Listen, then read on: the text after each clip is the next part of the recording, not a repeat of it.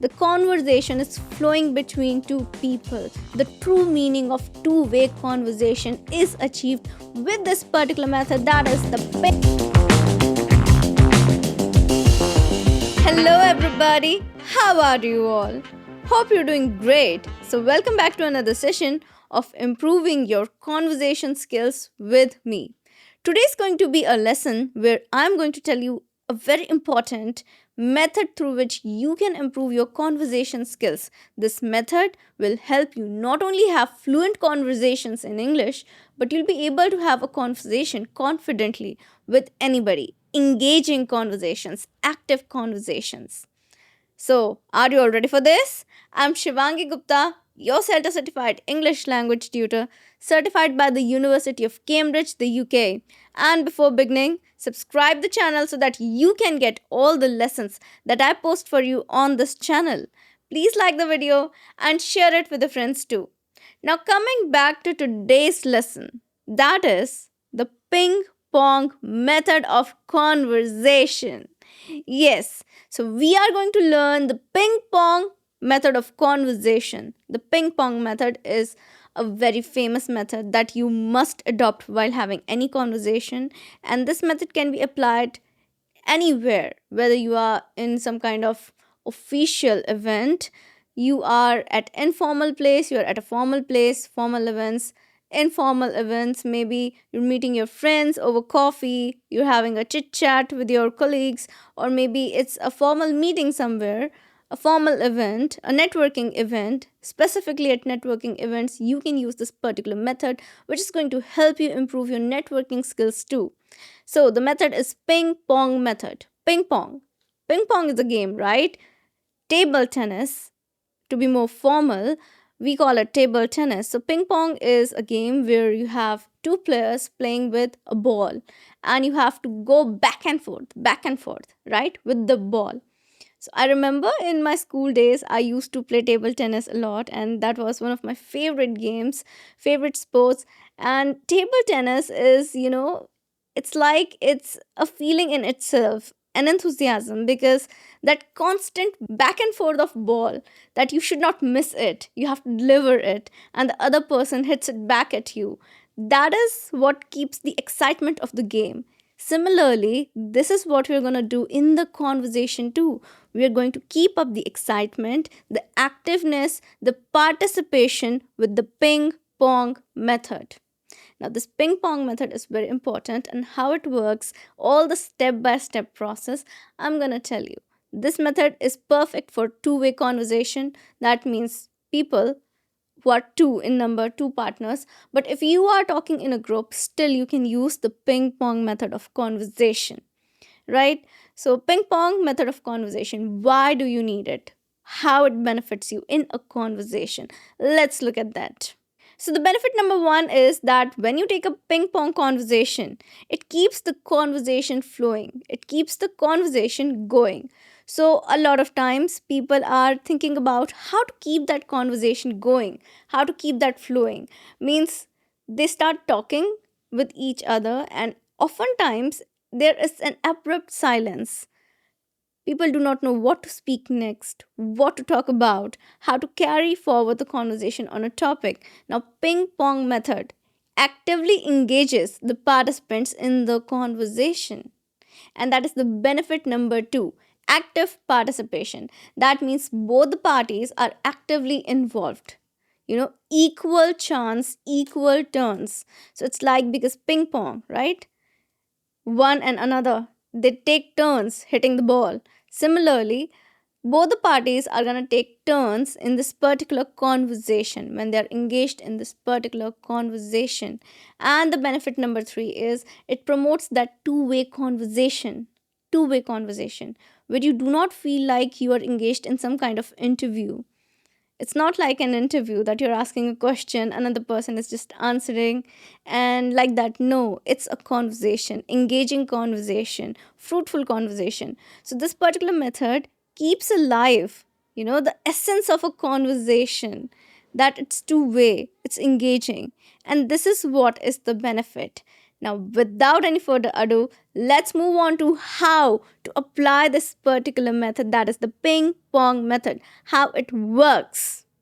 How does the ping pong method work? How it works is the beauty of the whole method, and this is going to promote that conversation skills that you're looking for inside you. So, the ping pong method, how it works. We are going to consider you as the initiator of the conversation. Okay, consider yourself as the initiator of the conversation. If there are two people involved, one has to initiate the conversation and other would respond. So you are the initiator, and as an initiator, what you're supposed to do, there are total 5 steps. Let's begin with all the 5 steps. So the step number 1 is initiating the conversation, serving the ball. Basically, it's a ping pong method. So someone has to serve the ball, initiate the game, the conversation. And the game here is our conversation. That's the game that we are playing, okay?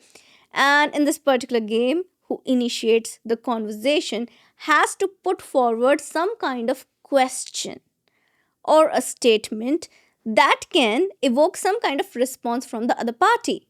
So, you are the initiator of a conversation. You have to say something, you have to speak out something related to the topic you're discussing, where you are putting some kind of question at the end. If you are stating something, for example, you are saying that last night I was watching the football match and it was wonderful. You don't just stop there. You add something to it. Have you watched football match? Who is your favorite team? Something like that. You have to carry forward the conversation. For that, you have to add a question. So whenever you're serving the ball, serve the ball in a way where you add a question to it, because the other person would be compelled to respond to it, because whenever you are posing a question, obviously the other person would say something. Now, the step number 2. The step number 2 is the response, receiving the ball. Now, the other person has responded. There would be some kind of response from the other person. Now, the person is receiving the ball. Receiving the ball means the person is going to respond to it. So, when the person will respond, what you are supposed to do? If a person hits the ball, what you're supposed to do? You're supposed to attentively look where the ball is going so you can hit back. If you're playing a ping pong game, right? The ball is coming towards you, you have to hit it back, right? You have to be very attentive. That means in this particular stage, the speaking part goes to the second person, but you have to listen actively so that you can contribute to it, so that you can hit back with another response when it's your turn. So, in the second step, when the other person is responding, receiving the ball, you have to be very active with your listening skills. Active listening is the key, so that you can listen, understand, and then you can respond with something of your own. Otherwise, how it's going to be a ping pong game? For ping pong, you have to be really prepared to just come up with another response, right?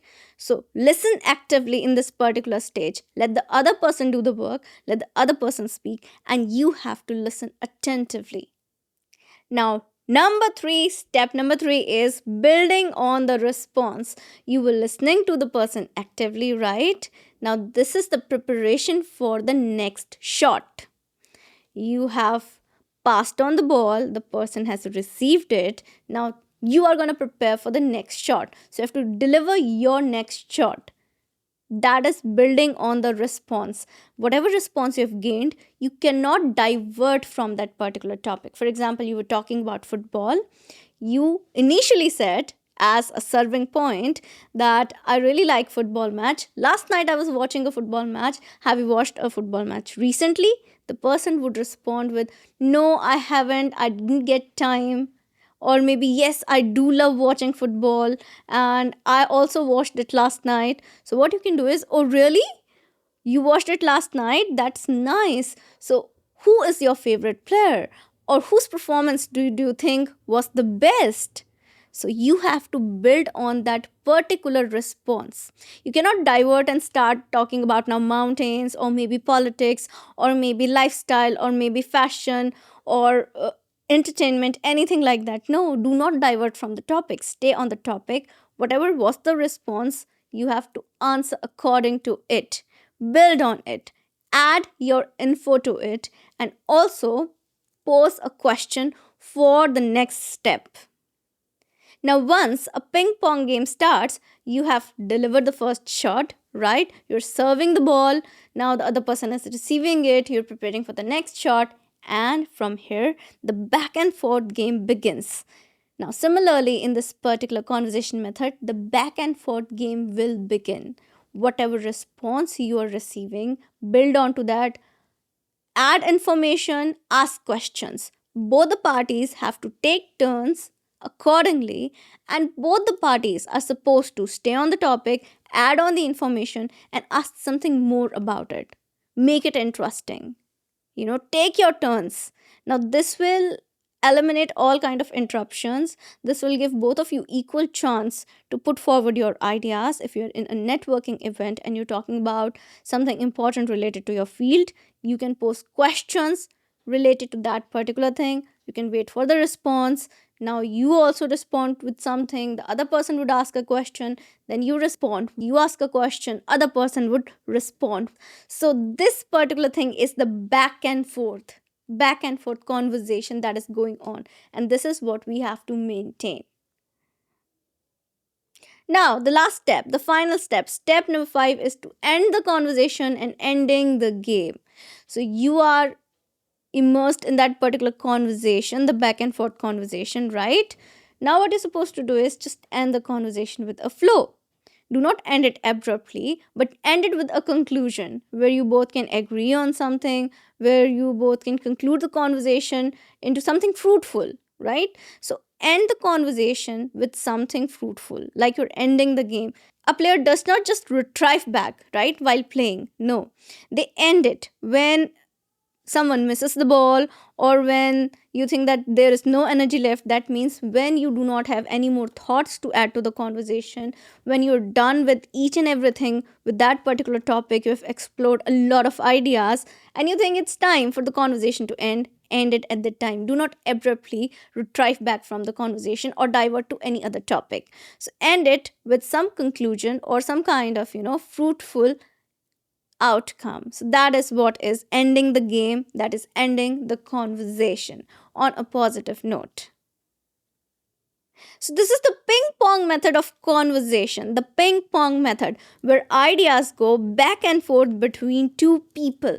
The conversation is flowing between two people. The true meaning of two-way conversation is achieved with this particular method, that is the ping pong method. So whenever you're going to an event, whenever you're talking to your friend, maybe with your colleague, maybe in a meeting, in a formal setting, in an informal setting, use this ping pong method of conversation to sound really fluent while you speak and also improve your conversation skills. You'll appear confident and fluent both. So that's it for today. That is it. Now I'm going to meet you again with a new lesson. Till then, everybody, take care and bye.